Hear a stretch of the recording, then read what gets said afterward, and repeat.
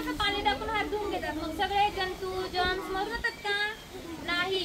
आधी ना बाळांनो हात ओले करायचे पाण्याने. केले ओले? तुमच्याकडे हँड वॉश असेल, साबण असेल, डेटॉल असेल, जे असेल ते घ्यायचं. हा, साबण व्यवस्थित लावून घ्यायचं हातांना आधी. लावला? हा. आणि ह्या स्टेप लक्षात ठेवण्यासाठी आपण एक गाणं घेऊया. घ्यायचं म्हणा, हातात खेळतो पैसा, हातात खेळतो पैसा, हातात खेळतो पैसा, हातात खेळतो पैसा, पाण्यात पोहतो मासा, पाण्यात पोहतो मासा, पाण्यात पोहतो मासा, पाण्यात पोहतो मासा, बाळ चोखतो अंगठा, बाळ चोखतो अंगठा, बाळ चोखतो अंगठा, बाळ चोखतो अंगठा, एक घास जीवचा, एक घास जीवचा, एक घास खाऊचा, एक घास खाऊचा, आईच्या हातात बांगड्या, आईच्या हातात बांगड्या, बाबांच्या हातात घड्या, बाबांच्या हातात घड्या, आई मोडते काला, आई मोडते काला, असा दाबून काला मोडायचा, एकदम बारीक व्हायला पाहिजे.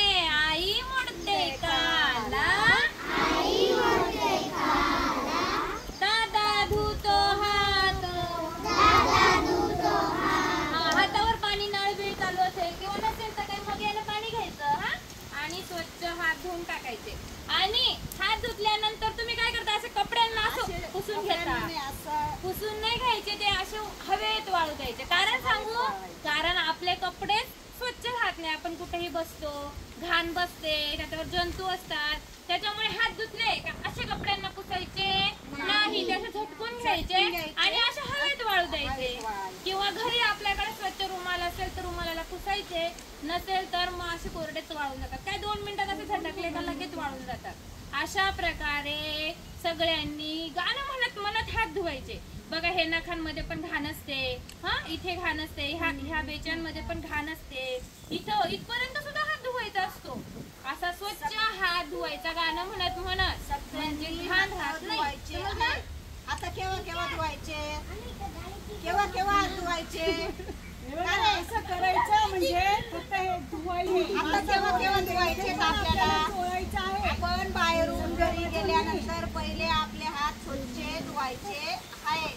जेवणा अगोदर आपले हात स्वच्छ धुवायचे आहे.